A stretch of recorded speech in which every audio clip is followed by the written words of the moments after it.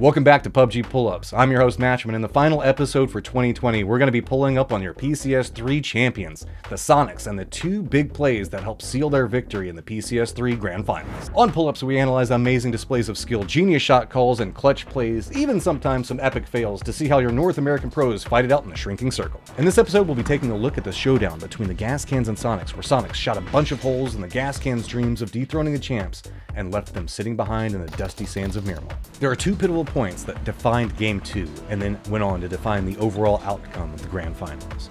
I think Gascans might be able to hear his footsteps. They do. They're going to be in time, though. H1 will get the work done. Can he trade two? Yes, he can. The captain is in full effect here, saving his team while Honey Badger continues to throw the throwables down there and see if he can flush out Tickleton. Not going to find anything yet. And now Mime is going to replace H-Win, and here comes the push. Veritas has already shifted out of position. This is just a straight up fight between these two different squads. Honey Badger trying to hold the line, gets a good connection back over, takes down H1, gets the flush onto one of them, gets Shrimsy extremely low as well, takes a peek back over towards it, gets one on Tickleton, but does go down. A lot of damage has been dealt back over towards Soniqs. As phase 2 began to close, there was a 20-point differential between Soniqs and Gascans. Soniqs were running a 2-2 split back over towards the western corridor of the circle. You can see the Gascans were on the hunt, trying to pick up more points and more kills, playing in their aggressive fashion as they tend to do in the early and mid-game stages. They roll directly onto a compound, where we can see that Trimsy and Mime are holding the southern section. Gascans, Nikos, and Voxic roll directly up into their house in vehicles. On their approach, Mime hits a grenade onto Voxic, showing the push and revealing the fact that to both teams, this is going to be a fight for dominance and could be extremely pivotal for the overall leaderboard. The other two members from Soniqs over towards the north quickly hop into cars and regroup, making their way back down towards the south, while the Gascans both hop into their vehicles to assist and make their way to try to pick up their downed member. A follow-up amazing toss coming out from Mime managed to land a Molotov directly on top of Voxic, sending him to Valhalla. While the Gascans and Soniqs duos both meet up with their members, off in the distance we can see that Veritas moves into the position that Soniqs just held down with two of their members. Oldest tries to move into a little bit more of an aggressive positioning to look back down towards the Soniqs, but it's going to be shots coming out at range from Veritas that tags him up and forces him to move back down the hillside. The circle pops, revealing the next location, and this fight is not inside the safe zone. Nikos and the rest of the team realize the fact that they have good positioning. He leaves the compound to regroup with Oldless along the hillside. Gascans move to reposition along the hillside to attempt a gatekeeping position onto the Soniqs. Soniqs, aware of this, leave the compound and begin to moving back over towards the last position that they saw Gascans at. Honey Badger move to a far flank position over towards the north and opens fire on the moving Soniqs, where he quickly gets the down onto Tickleton. Soniqs now on the back foot, reposition, but H1 uses the distraction as Oldless and Nico move to focus on the three-man cluster from the Soniqs. H1 creeps up along the hillside, spots out the positioning. Oldless sees him as H1 unleashes a spray back over the direction. Nico spins back over towards H1, but it is too late. H1 does an amazing job of peeking the hillside, perfect cover while also taking down Nikos. This leaves Honey Badger as the last one up. He is in that northern position trying to regroup along the hillside. Shrimsy uses H1's distraction play to try to get the res back over towards Tickleton. Meanwhile, H1 moves back down the hillside to the rest of his team. Honey Badger moves back to the hillside position where he just lost two of his members, thinking that he's going to encounter a weakened H1, but instead finds Mime, who's crossed up the hillside. The three-man stack push from the Soniqs comes charging back along this point. Honey Badger managed to get vengeance for his team, knocking down and flushing H1, but it's going to be BTS Jazza that comes up, knocking down Trimsy at range. Tickleton, after being rezzed and healed up, runs up the hillside to assist. Badger peeks again, gets the knock onto Tickleton one more time, but Mime finds the shots onto Honey Badger, wiping the Gascans finally in this early section of the fight. Mime instantly goes for the res back over towards Trimsy, with the hillside now negating any firing lines from BTS. While Gascans have been known for their early aggression, Soniqs knew this, exploited it, and were not afraid to take a full frontal fight, stepping up in numbers up a hillside from a covered position and win the fight to get a control over their 20-point lead on the Gascans and now have control over the western corridor to make their way towards the in-game sections. Wiping Gascans here is pivotal for a ton of reasons. It negates the team that is chasing them and trying to usurp their number one position, and also gives them control over a massive territory as a ton of teams are now stacked over at Los Leones.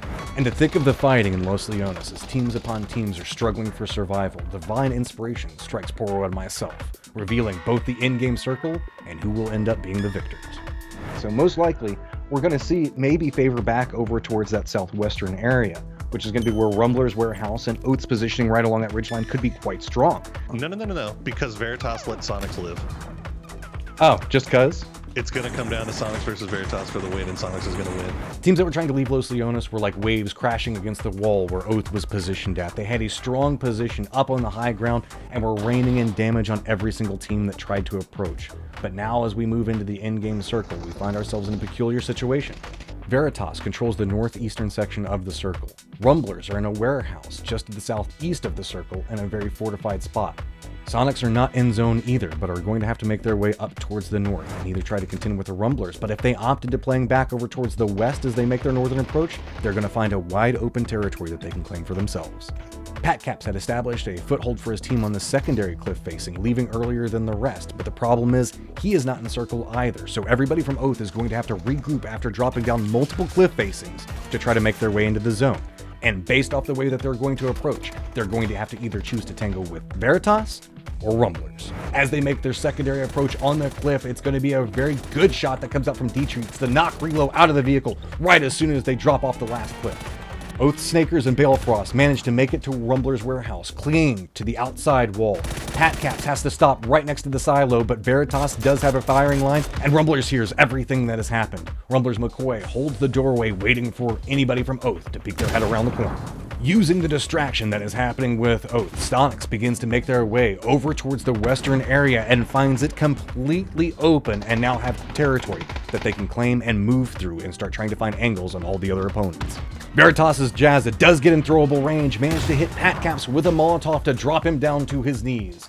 On the other side of this fight, Rumblers, now aware of the fact that there could be a push coming at any moment, start throwing up Molotovs of their own, forcing Balefrost and Snakers to cling to life on that outer wall. Balefrost lays down, expecting a push coming from Veritas' direction, and Snakers lines up back behind him, prepared for anything that could come their way. Circle 9 pops, closing slowly, forcing all the players back over towards center position. Sonic Shrimsy has moved pretty close towards the center, while the three teams were clashing back over towards the east.